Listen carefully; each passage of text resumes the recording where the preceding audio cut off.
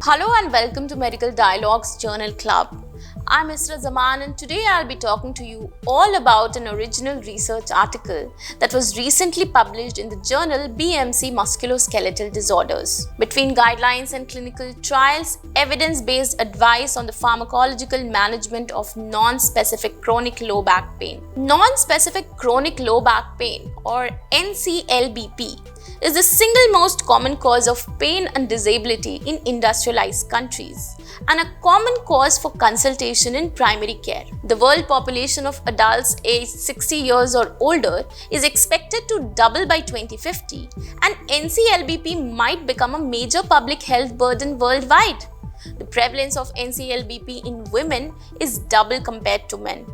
So to discuss this study further, we have with us today one of the authors of the article, Dr. Professor Raju Vaishya, who is a renowned orthopedics and joint replacement surgeon having an experience of more than 35 years. He is currently a senior consultant at Indraprasth Apollo Hospital, New Delhi. His interest lies in knee and hip surgery, total joint replacement and arthroscopic surgery, regenerative therapy in orthopedics, arthroscopic shoulder surgery, arthritis and osteoporosis, and research and publications. We welcome you to Medical Dialogue, sir. Thank you. We came across your recent article on evidence-based advice on the pharmacological management of non-specific chronic low back pain or NCLBP. Sir, can you explain to us about this condition? Low back pain is a common medical problem that we see in our clinical practice.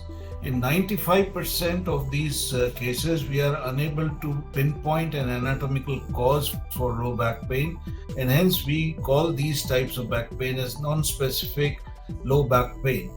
And these are commonly seen in patients above the age of 60 years with an estimated incidence of about 36%. It is more common in females than in males, and they are quite chronic in nature in some patients. Chronic means they have pain for more than 3 months duration. There are several presentation of this back pain. Some people have mechanical type of symptoms, some people have neurogenic type of hypersensitivity symptoms, and so on.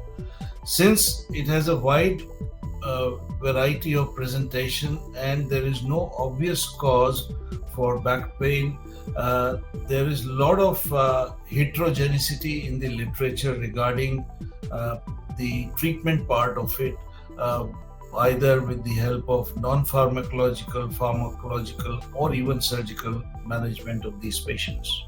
All right, sir. So why is the management of NCLBP not well codified? Because, as I said before, we are unable to pinpoint a definitive cause or anatomical problem in these patients, even with the best of the investigations like MRI, etc. And hence we are unable to provide them a clear guideline regarding the treatment. And most of the treatment is empirical, which may range from non-pharmacological treatment to pharmacological and sometimes even surgical treatment. And hence there is a lot of heterogeneity. Various societies and organizations, for example, have proposed to use paracetamol as the first drug of choice, while the others have gone for opiates and some have gone for non-steroidal anti-inflammatory drugs and so on.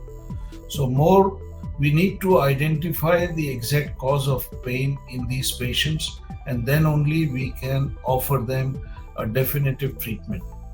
So more studies at multiple centers are required to address this issue. Okay, sir.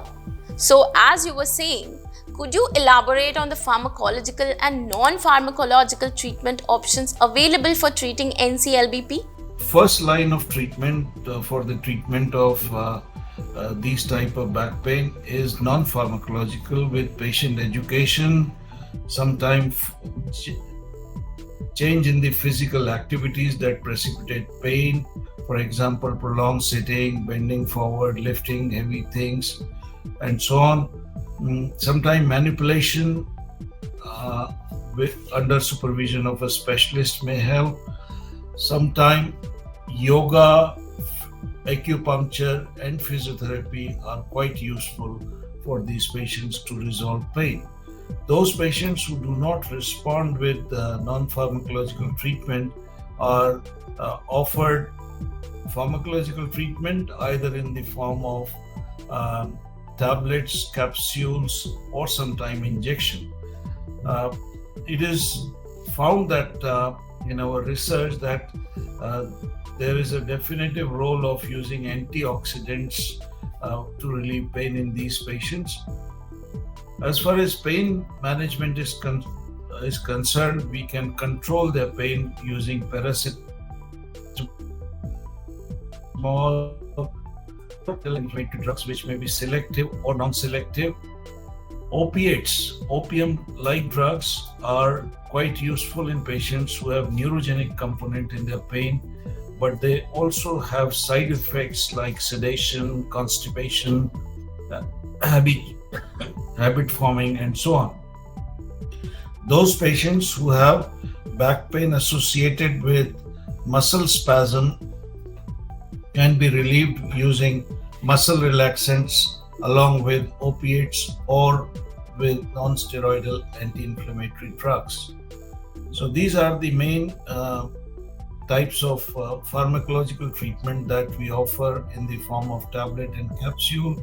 So some patients require injection in the form of ozone injection, which is an anti-inflammatory agent.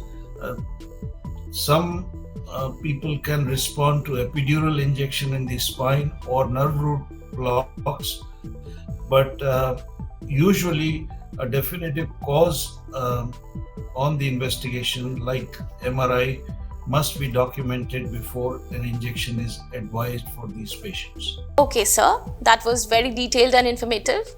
So lastly, if you could tell us about the conclusions which were drawn from the study. We suggested that there is a lot of heterogeneity in the recommendations for the treatment of chronic low back pain, which is non-specific in nature in the literature, and more research needs to be done at multiple centers to be able to find out the cause of back pain in these patients and then treat them accordingly and specifically rather than arbitrarily using simply painkillers and other modes of treatment. Thank you for your valuable insights, Doctor. Thank you. That's all for today. Stay tuned to Medical Dialogues for latest updates. Never miss a medical update from Medical Dialogues. Like, subscribe, and press the bell icon.